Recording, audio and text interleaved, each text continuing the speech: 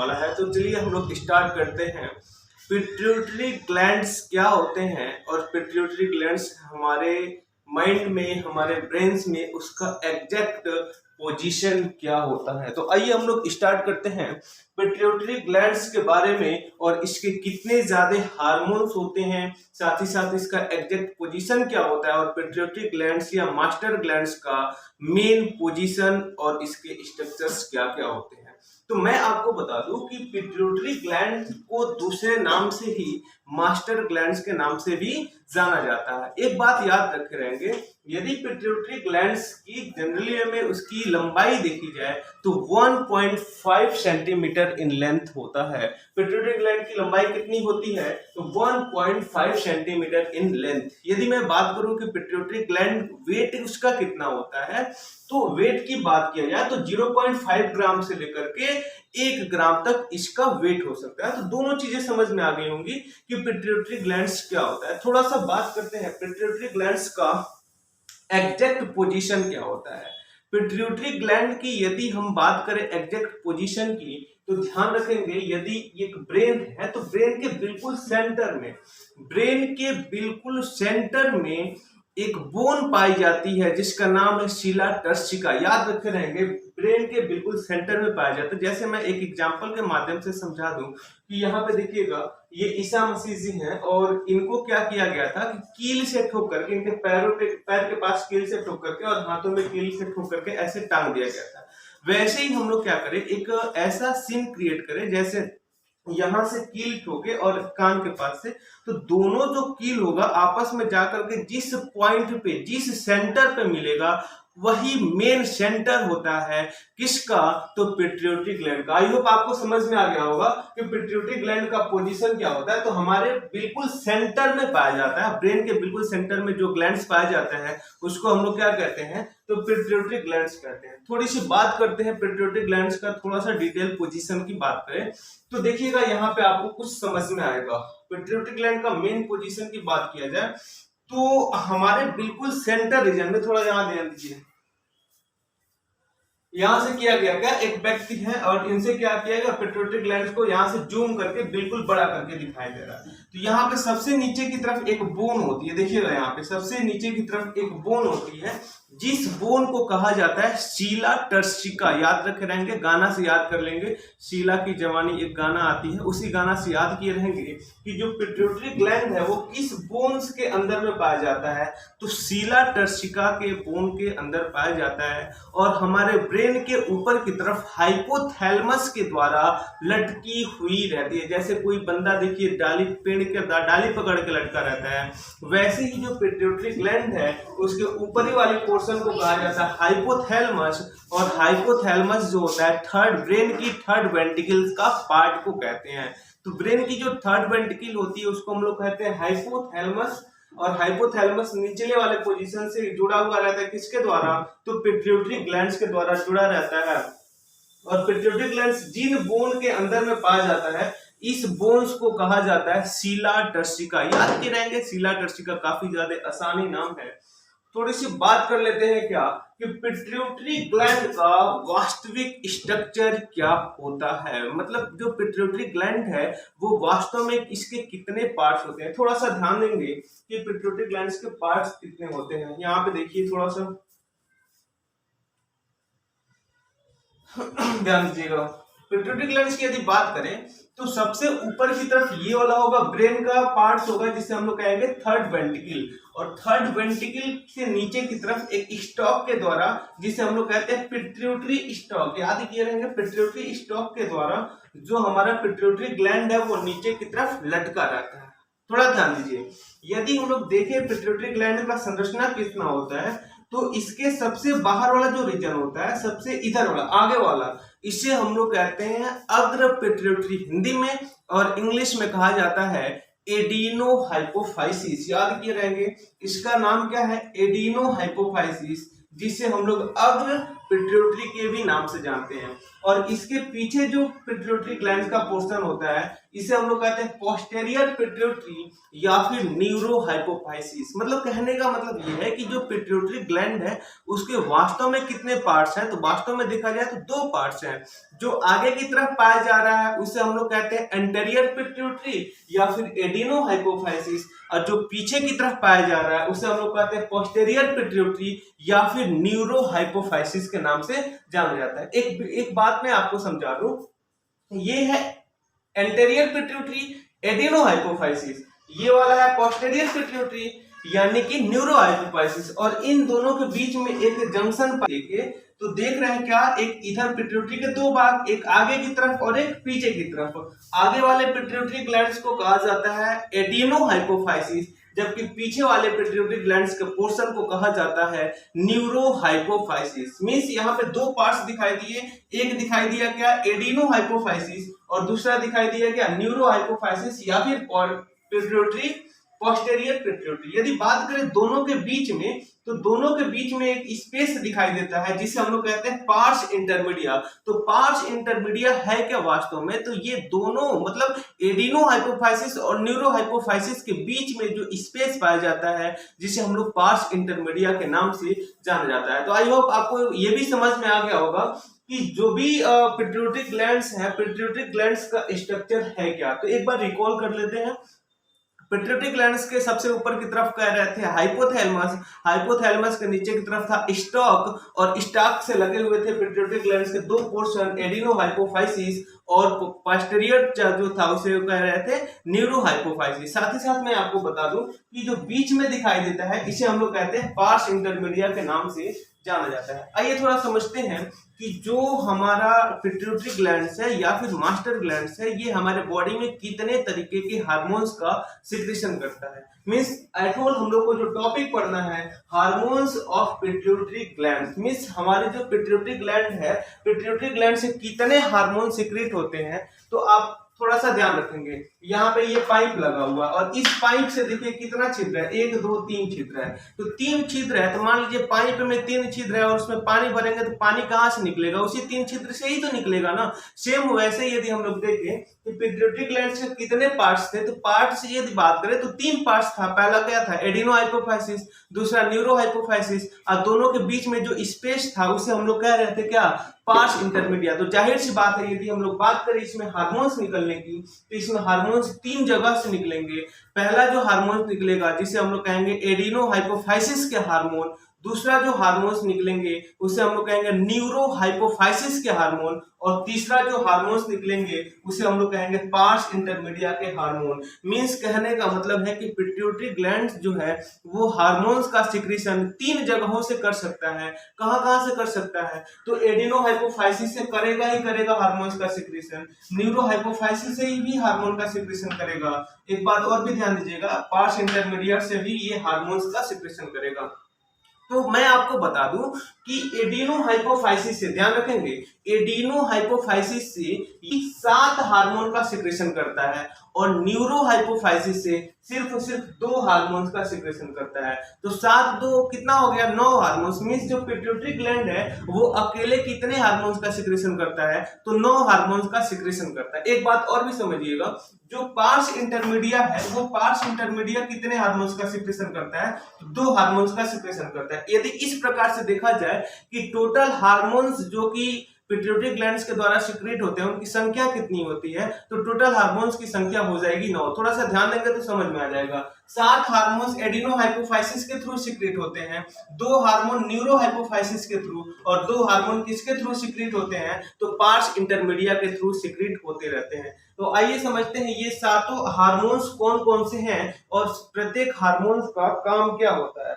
थोड़ा सा ध्यान दीजिएगा, मैं आपको बताया हूं कि एडिनो हाइपोफाइसिस को इसे हम लोग कहते हैं एंटेरियर पिट्यूटरी। ध्यान दीजिए तो ही समझ में आ जाएगा। एडिनो हाइपोफाइसिस को कहा जाता है एंटेरियर पिट्यूटरी, जबकि पोस्टेरियर पिट्यूटरी को कहा जाता है न्यूरो हाइपोफाइसिस। न्यूरोहाइपोफाइसिस क्या है? पोस्टेरियर पिट्यूटरी है। मिस यहाँ पे ध्यान दीजिए, ये सपोज दैट पिट्यूटरी ग्लैंड है, तो पिट्यूटरी ग्लैंड का ये तो ऊपर वाला रीजन स्टाक हो जाएगा, लेकिन स्टाक के नीचे देखिएगा ये आगे वाला पिट्यूटरी ग्लैंड का भाग है, तो इसे कहा जाएगा एडिनोहाइपोफाइसिस या फिर एंटीरियर पिट्यूटरी। और ये पीछे वाला पोर्शन है, तो पीछे वाले पोर्शन को पोस्टेरियर पिट्यूटरी या फिर न्यूरोहाइपोफाइसिस के नाम से जाना जाता है। एडिनोहाइपोफाइसिस से कितने हार्मोन सीक्रेट होते हैं? तो एडिनोहाइपोफाइसिस से 7 हार्मोन सीक्रेट होता है। न्यूरोहाइपोफाइसिस से सिर्फ 2 ही हार्मोन सीक्रेट होते हैं। ये याद कर लीजिएगा, बहुत ज्यादा आपके लिए इंपॉर्टेंट होगा। एक बात और देखिए, बीच में होगा क्या? पार्स इंटरमीडिया होगा, और पार्स इंटरमीडिएट से कितने हार्मोन सीक्रेट होते हैं? तो सिर्फ और सिर्फ 2 हार्मोन। इस प्रकार से एक पिट्यूटरी ग्लैंड जो है टोटल 11 हार्मोन का सीक्रेशन करता है, याद कर लीजिएगा। आइए देखते हैं वे 11 हार्मोन्स कौन कौन से हैं जो कि पिट्यूटरी ग्लैंड्स के द्वारा सिक्रेट किए जाते हैं, और इसका आसान एक ट्रिक बनाएंगे जिससे आप आसानी से समझ जाएंगे। देखिए देखो, यहाँ पे आज ये समझ लेते हैं। जैसे इधर की तरफ है क्या? न्यूरोहाइपोफाइसिस। यहाँ पे थोड़ा ध्यान देंगे, इधर की तरफ है क्या? इधर की तरफ है न्यूरोहाइपोफाइसिस, और यहाँ इधर की तरफ है क्या? एडिनोहाइपोफाइसिस। दोनों को थोड़ा सा एक साथ हम लोग रख रहे हैं, देख लेते क्लासेस अच्छे से ऑपरेट हो रही है कि नहीं। हाँ, बहुत अच्छा, ध्यान दीजिएगा। इधर की तरफ हम रखे हुए हैं क्या? तो न्यूरोहाइपोफाइसिस के हार्मोन, और इधर की तरफ रखे हुए एडिनोहाइपोफाइसिस के हार्मोन। तो एडिनोहाइपोफाइसिस के हार्मोन देख लेते हैं कितने होते हैं, और न्यूरोहाइपोफाइसिस के हार्मोन देख लेते हैं कितने होते हैं। आज ये समझते हैं। आपको मैं बता दूं कि जो न्यूरोहाइपोफाइसिस होता है पिट्यूटरी ग्लैंड्स का एंटीरियर पार्ट्स होता है, इससे सिर्फ 2 हार्मोन का सिक्रेशन होता है। ये हार्मोन कौन कौन से हैं? तो एक हार्मोन का नाम है ऑक्सीटोसिन, और दूसरे हार्मोन का नाम है वासोप्रेसिन। दोनों आसानी से याद कर लीजिएगा। यन से होता है न्यूरोहाइपोफाइसिस, और न्यूरोहाइपोफाइसिस कितने तरीके के हार्मोन का सिक्रेशन करता है? 2 हार्मोन्स का। पहले का नाम है क्या? ऑक्सीटोसिन, और दूसरे का नाम क्या है? वासोप्रेसिन। दोनों चीजें उम्मीद करते हैं आपको याद हो जाएंगी। ये 7 हार्मोन्स थोड़ा सा याद करते हैं कि जो कि पिट्यूटरी ग्लैंड्स के पोस्टेरियर पार्ट्स या फिर एडिनोहाइपोफाइसिस के द्वारा सिक्रेट होते हैं। देखते हैं, आइए समझते हैं और प्रत्येक को याद करते हैं। जो कि एडिनोहाइपोफाइसिस है, इसके द्वारा 7 हार्मोन सिक्रेट होंगे। जो सबसे पहला हार्मोन होगा जिसे हम लोग कहते हैं ग्रोथ हार्मोन, या फिर इसे जीएच हार्मोन के नाम से भी जाना जाता है। ग्रोथ हार्मोन या फिर जीएच हार्मोन के नाम से भी जाना जाता है, जो हमारे बॉडी को ग्रोथ करवाने में रिस्पॉन्सिबल होता है। तो ग्रोथ हार्मोन किसके हार्मोन है? तो एडिनोहाइपोफाइसिस के हार्मोन है। दूसरा देखिएगा, प्रोलैक्टिन हार्मोन या फिर पीआरएल हार्मोन का मतलब ये है कि ये इसका मेन काम क्या होता है? मेमरी ग्लैंड से मिल्क का सिक्रेशन करवाना। तो ये भी आप याद रखे रहेंगे। प्रोलैक्टिन हार्मोन कौन होते हैं? तो ये एडिनोहाइपोफाइसिस के द्वारा सिक्रेट होता है, और इसका काम होता है फीमेल के केस में मिल्क का सिक्रेशन करवाना। अगला क्या है? फॉलिकल स्टिमुलेटिंग हार्मोन, एफएसएच के नाम से जाना जाता है। फॉलिकल स्टिमुलेटिंग हार्मोन होता क्या है वास्तव में? तो ये फीमेल के केस में ओवा का निर्माण करता है, मेल के केस में स्पर्म का निर्माण करता है। तो याद किए रहेंगे, फॉलिकल स्टिमुलेटिंग हार्मोन है क्या? तो ये फीमेल के केस में ओवा फॉलिकल्स का डेवलप करवाने में मदद करता है। अगला क्या है? ल्यूटिनाइजिंग हार्मोन, इसे हम लोग कहते हैं एलएच हार्मोन। काम क्या होता है? तो मेल और फीमेल के सेक्स ऑर्गन का डेवलपमेंट करवाना। तो याद, ल्यूटिनाइजिंग हार्मोन। अगला क्या है? एडिनोकार्टिकोट्रोपिक हार्मोन, एसीटीएच। ध्यान दीजिएगा, एडिनोकार्टिकोट्रोपिक, इसका काम मेन होता है क्या? तो एडिनोकार्टिकोट्रोपिक हार्मोन ये एड्रिनल ग्लैंड पे काम करता है। ध्यान रखे रहेंगे, एडिनोकार्टिकोट्रोपिक हार्मोन किस पे काम करता है? तो एड्रिनल ग्लैंड पे काम करता है। नेक्स्ट देखिएगा, नेक्स्ट हार्मोन का नाम है थायरोट्रोपिक हार्मोन या फिर थायराइड स्टिमुलेटिंग हार्मोन। ये थायराइड स्टिमुलेटिंग हार्मोन वास्तव में वे हार्मोन होते हैं जो हमारे थायराइड ग्लैंड पे काम करके हमारे बॉडी के ग्रोथ में या फिर मेटाबॉलिक रेट को कंट्रोल कर लेते हैं। तो नेक्स्ट हार्मोन का नाम क्या था? थायरोट्रोपिक हार्मोन या फिर थायराइड स्टिमुलेटिंग हार्मोन। आगे देखिएगा, लास्ट हार्मोन क्या है? मिलेनो stimulating hormone. Melanocytes stimulating hormone कहने का मतलब ये है कि ये हमारे स्मार्टनेस या फिर पर्सनालिटी के लिए रिस्पॉन्सिबल होता है। कई लोग को देखिएगा बहुत ज्यादा स्मार्ट होते हैं, कई लोग खूब ज्यादा काले होते हैं, जैसे हमको देखिए। तो यहाँ पे कुछ काले और गोरे रंग का मतलब मिलेनोसाइट्स हार्मोन क्या होता है? ये गोरा और काला डिटरमाइन करता है किसी भी मेल या फिर फीमेल्स में। आइए अब हम लोग करते हैं क्या है, एक एक हार्मोन्स को डिटेल में पढ़ते जाते हैं और समझते हैं ये प्रत्येक हार्मोन है क्या।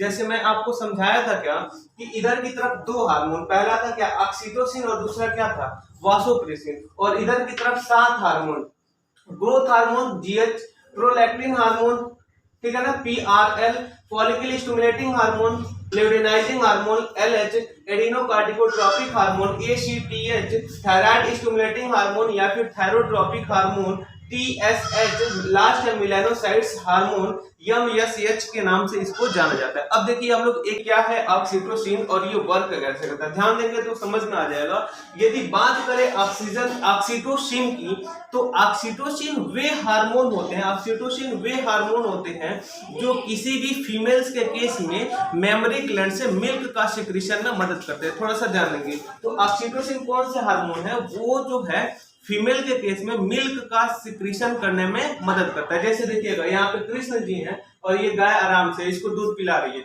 लेकिन यहाँ पे ध्यान दीजिए इसको क्या किया गया, इंजेक्शन लगा करके दूध को निकाला जा रहा है। मतलब क्या है, ये ऑक्सीटोसिन ही वो हार्मोन है जो गाय को इंजेक्शन लगा करके उससे दूध आसानी से निकाला जा सकता है। लेकिन इसका बहुत ज्यादा बैड इफेक्ट देखने को मिलता है। सपोज डेट एक बहुत छोटी सी 14 वर्ष से छोटी, मान लीजिए 7 वर्ष की लड़की है और उसे ऑक्सीटोसिन वाला हम लोग मिल्क दे रहे हैं, तो ऑक्सीटोसिन उस लड़की में बनना कब चाहिए था, तो ऑक्सीटोसिन बनना चाहिए था 14 वर्ष उम्र के बाद, उसमें ऑक्सीटोसिन बनना चाहिए था। लेकिन हम क्या कर रहे हैं, ऑक्सीटोसिन वाला दूध हम लोग 2 ही महीने से स्टार्ट कर दिए हैं। तो देखा गया है कि समय से पहले ही उस बच्ची के अंदर ब्रेस्ट का डेवलपमेंट हो जाता है या फिर फीमेल्स ब्रेस्ट का डेवलपमेंट हो जाता है। एडोल कहने का मतलब है कि ऑक्सीटोसिन से काफी ज्यादा हानि हो रही है। कई लोग ऑक्सीटोसिन दूध ज्यादा निकालने के चक्कर में गाय या भैंस को ऑक्सीटोसिन हमेशा देते रहते हैं। ध्यान रखिएगा ऑक्सीटोसिन कौन से हार्मोन होते हैं, वे हार्मोन होते हैं जो फीमेल्स के मेमोरी ग्लैंड से मिल्क के प्रोडक्शन के लिए रिस्पॉन्सिबल होते हैं। तो आई होप आपको ऑक्सीटोसिन का फंक्शन आपको बहुत अच्छे से समझ में आ गया होगा और ये कहाँ पे काम करता है, तो मेमोरी ग्लैंड पे काम करता है। दूसरा देखिएगा वासोप्रेसिन, वासोप्रेसिन का ही एक और नाम है एंटी डाइयूरेटिक हार्मोन। थोड़ा ध्यान दीजिए, वासोप्रेसिन का ही एक और नाम है जिसे हम लोग कहते हैं एंटी डाइयूरेटिक हार्मोन। देखिए पहला था ऑक्सीटोसिन, दूसरा है क्या वासोप्रेसिन। वासोप्रेसिन क्यों कहा जाता है, वासोप्रेसिन इसे इसलिए कहते हैं क्योंकि जब भी इसकी मात्रा हमारे बॉडी में अधिक होती है तो ये हमारी ब्लड वेसल्स को ऐसे दबा देता है, ब्लड वेसल्स को ऐसे दबा देता है, जिसके कारण से मान लीजिए ये पाइप है, पाइप में हम इससे मान लीजिए पानी बहुत तेज बह रहा है। अब पानी बह रहा है तो हम क्या करें, इसका मुंह यदि दबा दिए तो पानी का प्रेशर क्या बढ़ नहीं जाएगा। इसीलिए कहते क्या है कि वासोप्रेसिन जो हार्मोन है यदि हमारे बॉडी में निकल रहा है तो बॉडी में निकलते ही हमारे ब्लड वेसल्स को ऐसे दबा देता है, जिससे हमारे ब्लड की प्रेशर क्या हो जाती है, इंक्रीज कर जाती है। इसीलिए इस हार्मोन को कहा जाता है वासोप्रेसिन हार्मोन। देखा गया है कि ये जो वासोप्रेसिन है 9 अमीनो एसिड के मिलने से बना होता है। कितने अमीनो एसिड के मिलने से बना है, तो 9 अमीनो एसिड के मिलने से वासोप्रेसिन बना होता है। इसी का नाम एक और है एंटी डाइयूरेटिक हार्मोन। ध्यान दीजिएगा एंटी डाइयूरेटिक हार्मोन होता क्या है, मतलब जैसे मान लीजिए यूरिन है और यूरिन में वाटर की मात्रा अधिक जा रही है। किसकी मात्रा अधिक जा रही है, वाटर की मात्रा अधिक जा रही है। तो ये यूरिन से वाटर को दोबारा रीअब्जॉर्ब कर लेता है, मतलब यूरिन से वाटर को दोबारा क्या कर लेता है, खींच लेता है। मतलब यूरिन से क्या खींची है, यूरिन के उल्टा काम किया ना, तो उल्टा काम किया, तो इसीलिए इसको कहा जाता है एंटी।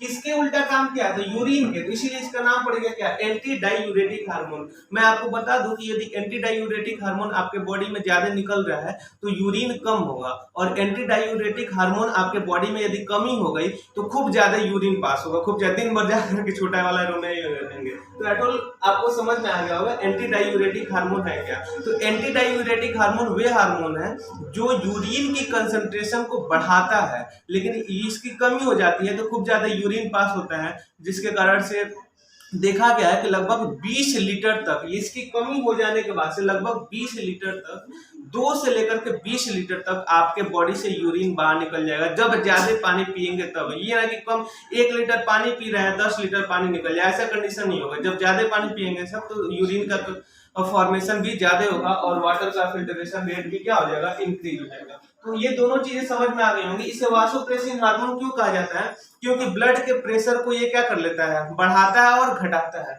साथ ही साथ एंटी डायूरेटिक हार्मोन क्यों कहा जाता है, क्योंकि ये यूरिन के कंसंट्रेशन के डिटरमाइन करने में काफी ज्यादा रिस्पॉन्सिबल होता है। जैसे देखिए, मान लीजिए हम लोग झगड़ा करते हैं तो बीपी बढ़ जाता है, अब ब्लड प्रेशर बढ़ जाएगा तो एंटी डायूरेटिक हार्मोन थोड़ा सा कम निकल जाता है। अब कम निकल जाता है तो जाहिर सी बात है उस टाइम यूरिन पास हो जाता है। या फिर किसी को 3-4 झापड़ गिरा दीजिए, देखिए उसका ब्लड प्रेशर हाई होता है, तुरंत क्या होता है, नहीं सुने हैं कि सर जी उसको कुत्ते 3-4 झापड़ मारे थे तो पैंटे में पेशाब कर दिया था। पैंटे में क्यों पेशाब कर दिया था, यही हार्मोन्स का कमी था। आप लोग मजाक उसका नहीं हो जाइएगा, बस बता दीजिएगा तुम्हारे में वासोप्रेसिन हार्मोन की कमी हो गई थी इसीलिए। अब आइए समझते हैं कि दूसरा हार्मोन्स, ये दोनों हार्मोन्स थे कौन, ये ऑक्सीटोसिन और वासोप्रेसिन, ये हार्मोन किसके थे, न्यूरोहाइपोफाइसिस के थे। अब हम लोग पढ़ने जा रहे हैं एडेनोहाइपोफाइसिस के वे सातों हार्मोन जो हम आपको लिस्ट में गिनवाए हुए थे। पहला हार्मोन था क्या, ग्रोथ हार्मोन, ध्यान रखेंगे। पहला हार्मोन्स का नाम क्या था, ग्रोथ हार्मोन। आपको ध्यान में रखना है कि ग्रोथ हार्मोन्स का एक और नाम है जिसे हम लोग कहते हैं सोमैटोट्रोपिक हार्मोन। सोमैटोट्रोपिक का मतलब समझिएगा, सोमा का मतलब होता है बॉडी और ट्रोपिक का मतलब होता है ग्रोथ करवाना, लंबाई में ग्रोथ करवाना। मतलब सोमैटोट्रोपिक हार्मोन क्या है, हमारे सोमा मींस बॉडी और ट्रोपिक का मतलब लंबाई में ग्रोथ कराना, मतलब हमारे बॉडी की ग्रोथ कराने के लिए जो हार्मोन रिस्पॉन्सिबल होता है लोग कहते हैं सोमैटोट्रोपिक हार्मोन। ध्यान रखिएगा, सोमैटोट्रोपिक हार्मोन का मतलब क्या, सोमा मींस बॉडी और ट्रोपिक मतलब ग्रोथ करवाना, मींस हमारे बॉडी को ग्रोथ करने वाले हार्मोन्स को कहा जाता है सोमैटोट्रोपिक हार्मोन या फिर इसे ग्रोथ हार्मोन, और इसे जीएच। आगे थोड़ा सा और भी यहाँ पे देखते हैं, देखिएगा इनको देखिए, ये नॉर्मली 6 फीट के आदमी है, लेकिन इस लड़की को देखिए, ये इतनी लंबी हो गई है कि इसको ऐसे झुक करके बतियाना पड़ रहा है उसको, देख रहे हैं, ये इतनी ज्यादा ऐसे करके लंबी हो गई है कि इसको इस आदमी से बतिया रही है तो देखिए ऐसे झुक करके बतिया रही है। इसके ऊपर किसका इफेक्ट पड़ा है, तो इसके ऊपर ग्रोथ हार्मोन का इफेक्ट पड़ा है कि इतना ज्यादा लंबी हो गई। यहाँ पे थोड़ा सा इसको समझिए, इतना छोटा सा बच्ची है यहाँ पे, देखिएगा थोड़ा सा, और इससे लंबी इसकी मम्मी है, और इससे भी लंबी देखिए, इससे भी लंबी, इतनी लंबी हो गई है कि इनसे देखिए हमें लग रहा है कि 2 फीट हाइट हो गई होगी। यहाँ पे समझिए थोड़ा सा, एक पीछे झूला हुआ लगा हुआ है, और इस आदमी को देखिए और इस आदमी को, दोनों को देखिए, तो ये लग रहा है उस पे रेलिंगवा जैसा नहीं लगा, ये तो 4-5 फीट का रेलिंग लगा दे खुदे झूला वाले, तो रेलिंगवा पे ही जा करके क्या हुआ, बैठा गया। देखिए कितना, हम लोग देखे थे कि मार्केट में दवाई बेचने वाले आते थे, अब गुड़वा में ऐसे रस्सी बांध करके या फिर लकड़ी बांध करके बहुत ज्यादा लंबे हो जाया करते थे। तो जाहिर सी बात है यहाँ पे जो कंडीशन क्रिएट हो रहा है ये किसके कारण क्रिएट हुआ है, तो ग्रोथ हार्मोन ज्यादा निकल गया है इसके कारण से। यहाँ पे थोड़ा सा समझिएगा, ये इनकी मम्मी और ये पापा है, ये दुनिया की सबसे लंबी औरत है, तो सबसे लंबी औरत देखिए यहाँ पे कितनी लंबी है, हमें लग रहा है कि 8-9 फीट की हो जाएगी, पता नहीं कितनी फीट की होगी, खुदे जानती होगी। कहने का मतलब ये है कि लंबाई में बढ़ाने के लिए जो हार्मोन का रिस्पॉन्सिबल होता है उस हार्मोन को क्या कहते हैं, ग्रोथ हार्मोन या फिर सोमैटोट्रोपिक हार्मोन्स के नाम से जाना जाता है। यहाँ तक ये बातें समझ में आ गई, सोमैटोट्रोपिक हार्मोन या फिर ग्रोथ हार्मोन्स क्या होते हैं और इसका मेन फंक्शन क्या होता है। एक बात और भी समझ लीजिएगा, ग्रोथ हार्मोन सबसे ज्यादा कहाँ पे काम करता है, तो ग्रोथ हार्मोन सबसे ज्यादा काम करता है हमारे मसल्स पे, ये मांसपेशियां होते हैं जैसे हम लोग जिम वगैरह करते हैं, और हड्डियों पे सबसे ज्यादा काम करता है, जिससे हड्डियां होती हैं वो लंबाई में काम करती हैं, लंबाई में बढ़ने में रिस्पॉन्सिबल होता है।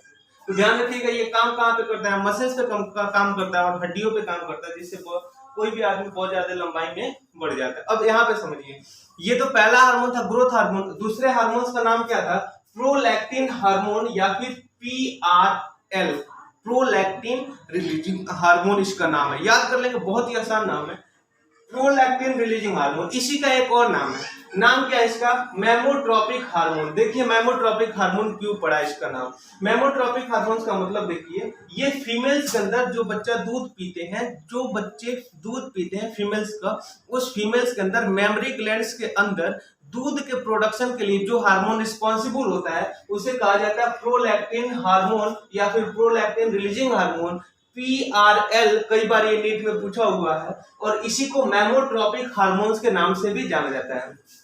मेमोट्रोपिक हार्मोन मतलब मिल्क को सिक्रीट करने वाले हार्मोन्स को कहा जाता है मेमोट्रोपिक हार्मोन। यहाँ पे एक और बात समझिएगा, ये एक कबूतर है, कई बार पूछा गया कि कौन ऐसा बर्ड है जो मेमरी ग्लैंड उसके पास नहीं है लेकिन फिर भी वो मिल्क का प्रोडक्शन करता है, तो ध्यान रखिएगा पिजन है।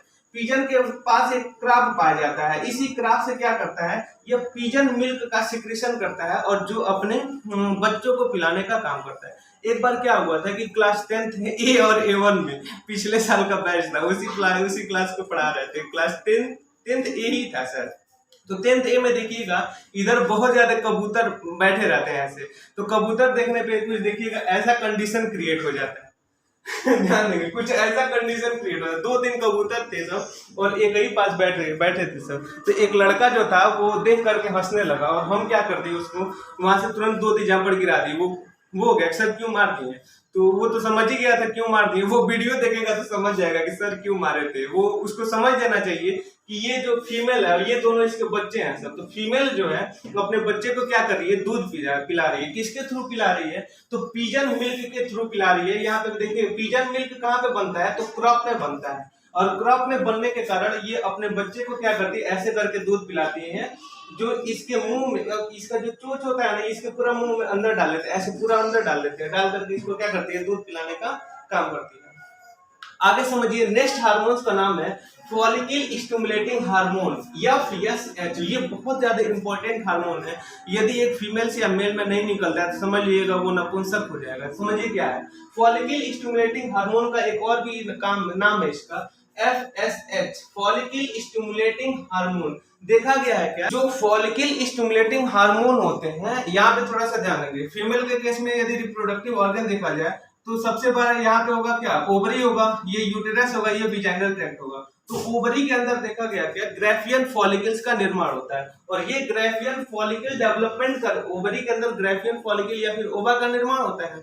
और ये ग्राफियन फॉलिकल ओवा का निर्माण कौन करता है, तो यही फॉलिकल स्टिमुलेटिंग हार्मोन ही करता है। तो फॉलिकल स्टिमुलेटिंग हार्मोन वास्तव में कौन से हार्मोन है, ये वे हार्मोन है जो फीमेल्स के अंदर वास्तव में फॉलिकल्स का निर्माण कर रहे हैं। इसका एक और भी काम है, ये मेल में भी सिक्रीट होता है, लेकिन मेल में देखिए यहाँ पे टेस्टिस है और टेस्टिस से स्पर्म को निर्माण के लिए रिस्पॉन्सिबल होता है। कहने का मतलब ये है कि फॉलिकल स्टिमुलेटिंग हार्मोन्स का मेन काम क्या होता है, तो मेल या फिर फीमेल्स में स्पर्म और ओवा का निर्माण करवाना मेन फंक्शन होता है। The main function of the follicle stimulating hormone is that the formation of the gametes with in the them.